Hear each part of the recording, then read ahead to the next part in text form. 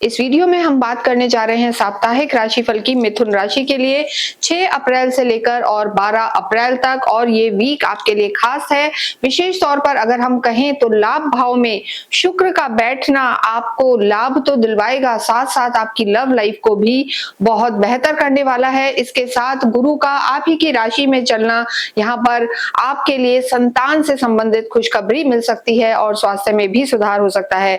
लेकिन वीकली राशिफल है और जब भी हम वीकली राशिफल की बात करते हैं तो जो चंद्रमा है बहुत ज्यादा इंपॉर्टेंट होते हैं। चंद्रमा इस पूरे ही वीक वृश्चिक में रहेंगे, उसके बाद धनु में और फिर मकर में रहेंगे। आपके लिए अगर हम देखें तो देखिए वृश्चिक और धनु तक तो ठीक है, लेकिन जब चंद्रमा आपके मकर में प्रवेश करेंगे यानी 8th हाउस में आएंगे इस वीक के एंड में लगभग 11-12 तारीख को, तो यहाँ पर आपको थोड़ा सा सावधान रहने की जरूरत है। ये डेट्स आप नोट कर लें, 11-12 तारीख को थोड़ा सा सावधान रहें और 11 तारीख को ही यहाँ पर एक और परिवर्तन होने वाला है। इस वीक में आपके जो खुद के राशि स्वामी हैं बुध, वो कुंभ से निकलकर और मीन में प्रवेश करेंगे, आपके कार्य क्षेत्र में आएंगे, लेकिन यहाँ पर वो नीच के हो जाते हैं। देखिए यहाँ पर सूर्य के साथ आके बुध आदित्य योग तो बनाएंगे, लेकिन बुध नीच के हो जाएंगे और मंगल और शनि यहाँ पहले से मौजूद हैं। तो इन सारी चीजों का इस वीक में क्या प्रभाव पड़ेगा ये हम देखेंगे। सबसे पहले अगर हम बात करें मिथुन राशि के लिए स्वास्थ्य की 6 से 12 अप्रैल तक, तो देखिए स्वास्थ्य वैसे यहाँ पर ठीक नजर आ रहा है, लेकिन जब 11 तारीख को आपके खुद के राशि स्वामी बुध नीच के होंगे और साथ में जो आपके चंद्रमा है वो भी अष्टम में होंगे, तो लगभग जो 10, 11, 12 तारीख है यहाँ पर आपको अपने स्वास्थ्य का बहुत बहुत ध्यान रखना है। स्पेशली यहाँ पर आपको स्टमक से रिलेटेड कोई ना कोई प्रॉब्लम आ सकती है।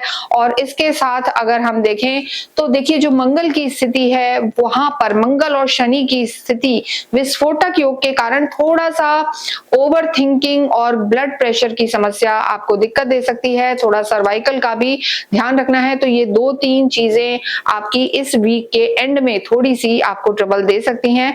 हालांकि देखिए गुरु का आप ही की राशि में होना यहाँ पर स्थितियों को बैलेंस करेगा और कहा भी जाता है गुरु अगर लगन में होते हैं तो बड़ी बड़ी विपदाओं को भी दूर कर देते हैं। लेकिन जो डेट्स हमने बताई हैं वहां पर आप सतर्क रहें, स्वास्थ्य का ध्यान रखें। स्पेशली हमने कहा है कि ये वीक आपकी लव लाइफ के लिए बहुत बेहतर है। उसका एक कारण है कि पंचम भाव से देखिए लव लाइफ को देखा जाता है और यहाँ के आपके लॉर्ड शुक्र हैं और शुक्र इस समय आपके लाभ भाव 11वें भाव में है और वहां से सीधे दृष्टि दे रहे हैं आप ही के घर को यानी लव लाइफ के घर को। तो यहाँ पर लव रोमांस बढ़ने वाला है, अंडरस्टैंडिंग रहेगी दोनों में, ये स्थितियां बेहतर है। साथ में देखिए 2 सौम्य ग्रह गुरु और शुक्र नैसर्गिक सुख देने वाले प्लैनेट्स इन्हें कहा जाता है और दोनों की ही दृष्टि है आपके पंचम भाव पे। तो त्रिकोण यहाँ पर आपका जो पंचम भाव है वो एक्टिव है। तो यहाँ पर लव लाइफ से संबंधित कोई ना कोई खुशखबरी आपको मिल सकती है। लंबे समय से बातचीत नहीं हो रही थी तो यहाँ पर आपकी बातचीत पुनः स्टार्ट हो सकती है। वैवाहिक जीवन की हम बात करेंगे तो देखिए वैवाहिक जीवन के लिए गुरु लॉर्ड हैं और गुरु अपने ही घर को देख रहे हैं, तो ये स्थिति भी यहाँ पर अच्छी बनी हुई है। लेकिन एक चीज हम यहाँ जरूर कहेंगे, देखिए जो मंगल है, मंगल की चौथी दृष्टि आप ही की राशि पर है, लगन पर है। तो मंगल जब देखते हैं तो थोड़ा सा क्रोध दिला देते हैं, जल्दबाज बना देते हैं और मंगल वैसे भी शनि के साथ हैं।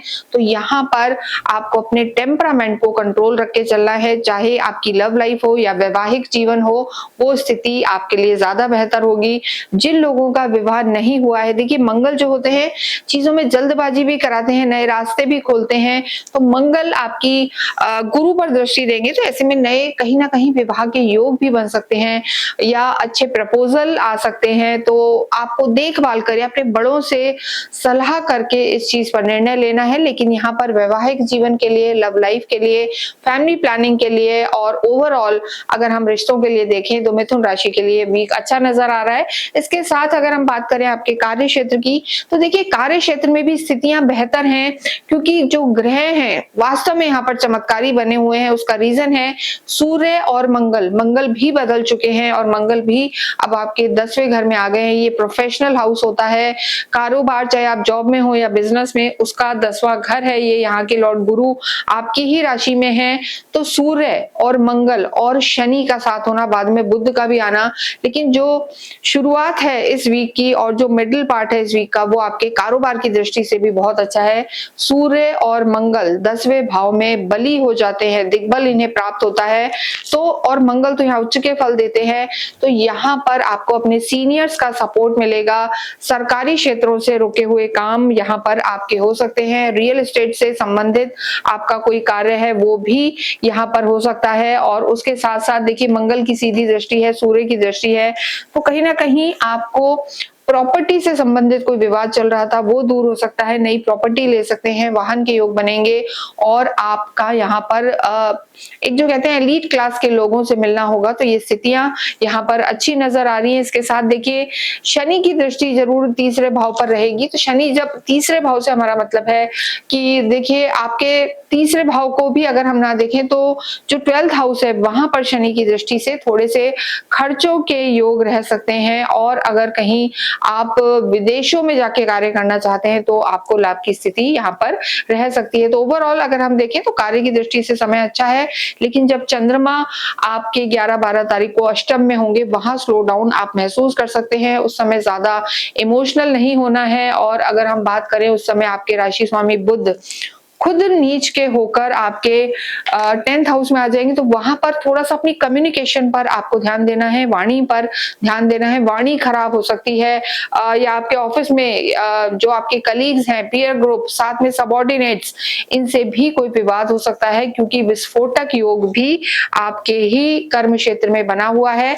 तो ये स्थिति रह सकती है। धन धान्य की स्थिति हम जरूर कहेंगे बेहतर है, लेकिन इस वीक के एंड में 11-12 को आपको पैसे के लेन देन से बचना है। चंद्रमा कमजोर रहेंगे और चंद्रमा ही आपके जो धन भाव के लॉर्ड हैं वो है, तो ज्यादा इमोशनल होके आपको मनी मैटर्स पर डिसीजन नहीं लेना है। तो स्थितियां बेहतर रहेंगी आपके लिए। विद्यार्थियों के लिए समय अच्छा है, स्पेशली वो विद्यार्थी जो किसी भी रूप में डिजिटल मीडिया, क्रिएटिव फील्ड्स में पढ़ाई कर रहे हैं या गवर्नमेंट से रिलेटेड स्थितियां भी यहाँ पर ठीक नजर आ रही है। देखिए, मंगल की भी अष्टम जो दृष्टि है वो आपके पंचम भाव पर पड़ रही है। तो आप बीकॉम या कॉमर्स या बैंकिंग सेक्टर में जाना चाहते हैं तो मंगल यहाँ पर सफलता दिलवा सकते हैं।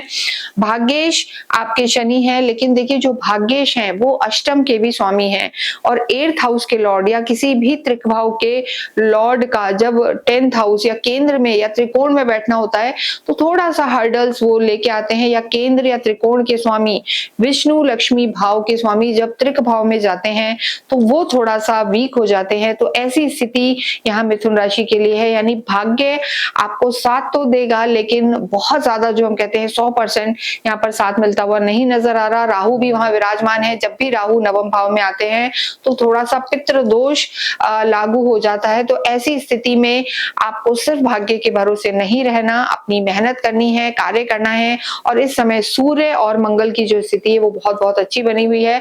तो ओवरऑल देखें तो ये समय आपके लिए अच्छा रहने वाला है ये वीक। बस यहाँ पर आपको अपने क्रोध पर संयम रखना है और पॉलिटिक्स जो है उसमें कहीं विवादों में इन्वॉल्व नहीं होना है।